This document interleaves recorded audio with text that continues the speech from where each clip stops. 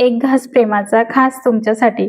तर आज आपण बनवणार आहोत अगदी 15 मिनिटात तयार होणारी आणि माव्यासारखी तोंडात विरघळणारी शेंगदाणा मिल्क बर्फी. तर ही मिल्क बर्फी थोड्या वेगळ्या प्रकारची आहे, पण खायला इतकी भारी लागते ना. तर वेळ न घालवता रेसिपीला सुरुवात करूया. तर इथे मी बर्फीचं साहित्य घेतलंय, ते डिस्क्रिप्शनमध्ये दिलेलं आहे, तिथे जाऊन तुम्ही बघू शकता.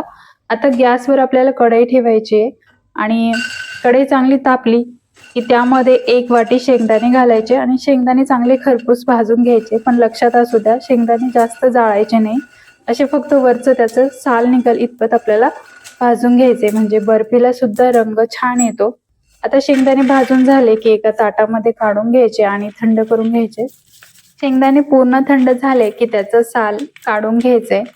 आता भाजलेले शेंगदाणे पूर्णपणे थंड झाल्यावरच आपल्याला मिक्सरमध्ये घालायचे, त्यामुळं इथे पूर्णपणे शेंगदाणे थंड करून घ्यायचे. आता व्यवस्थित असं याचं साल काढून घ्यायचे.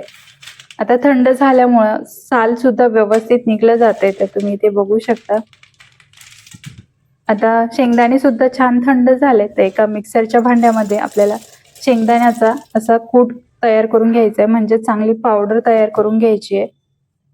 तर आता मिक्सरमध्ये घालताना चालू बंद करत बारीक पूड करून घ्यायची आहे.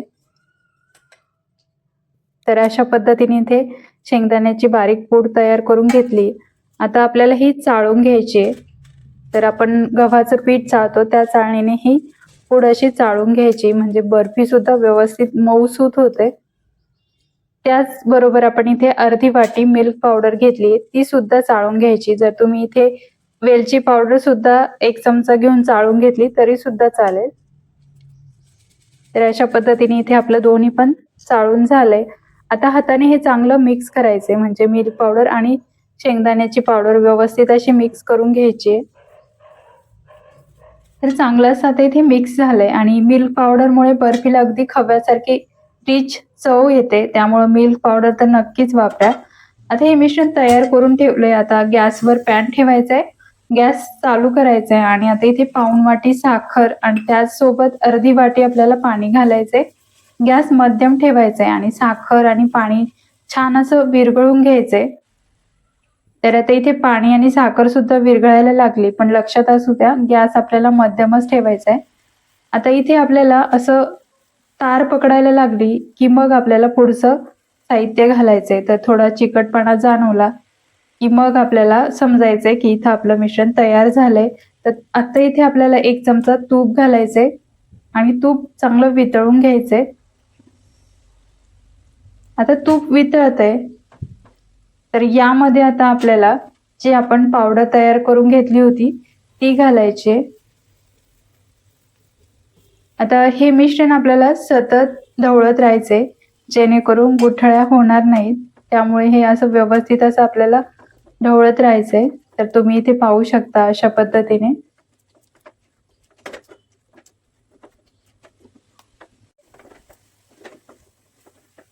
आता असंच आपल्याला याचा घट्ट गोळा तयार करून घ्यायचा आहे.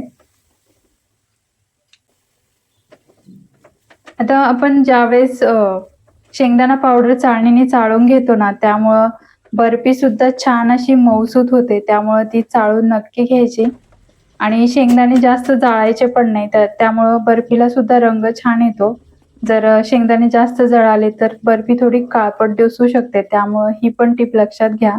आता गॅस बंद करायच्या 2 मिनिट आधी आपल्याला इथे इसेन्स घालायचे, पण इसेन्स खूप स्ट्रॉंग असतात, त्यामुळं 1 कप शेंगदाण्यासाठी फक्त 3 ते 4 थेंब पुरेसे आहेत. त्यामुळे एवढंच इसेन्स वापरा, नाहीतर वेलची पावडर वापरली तरी सुद्धा बर्फी छान होईल.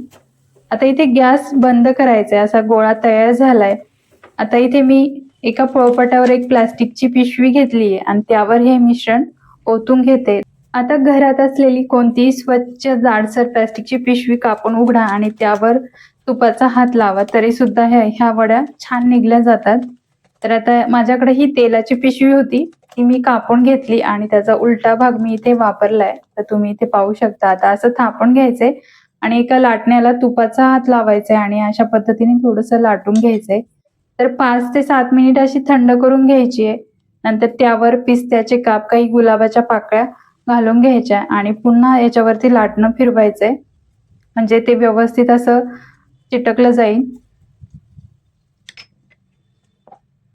तर 10 मिनिटांनी आपल्याला ह्या वड्या अशा कापून घ्यायच्या, पण लगेच मोकळ्या करायच्या नाही, कारण ह्या खूप मऊ होतात.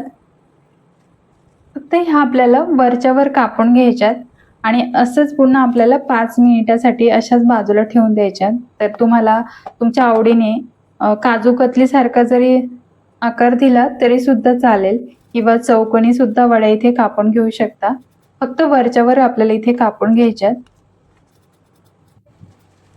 आता 5 मिनिट झाले तर मी एका पोळपाटावर काढून घेते, कारण प्लास्टिकवर खूप जास्त वेळ नको म्हणून. आणि अजून 5 मिनिट आपण थांबवून ह्या वड्या सुट्ट्या करून घ्यायच्या आहेत. तर इथे मी केवडा इसेन्स वापरला होता.